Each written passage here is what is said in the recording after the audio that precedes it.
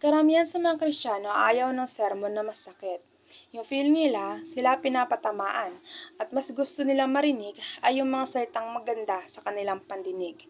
Tulad ng sinasabi sa Isaiah 30:10, sinasabi nila sa mga tagapaglingkod, huwag kayong magsasabi ng katotohanan, at sa mga propeta, huwag kayong magpahayag ng tama.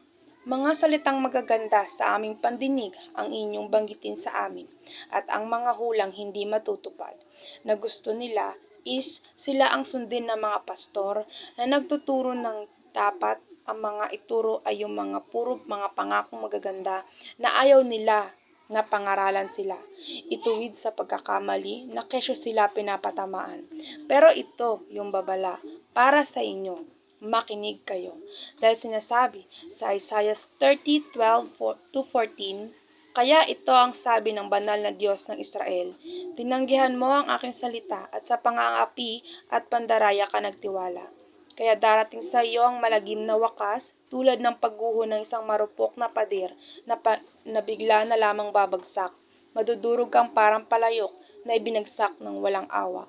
Wala kahit isang perasong malalagyan ng apoy o pansalok man lamang ng tubig sa balon. Paalala lang ito na sana ay maunawaan nyo. Kaya, ingat!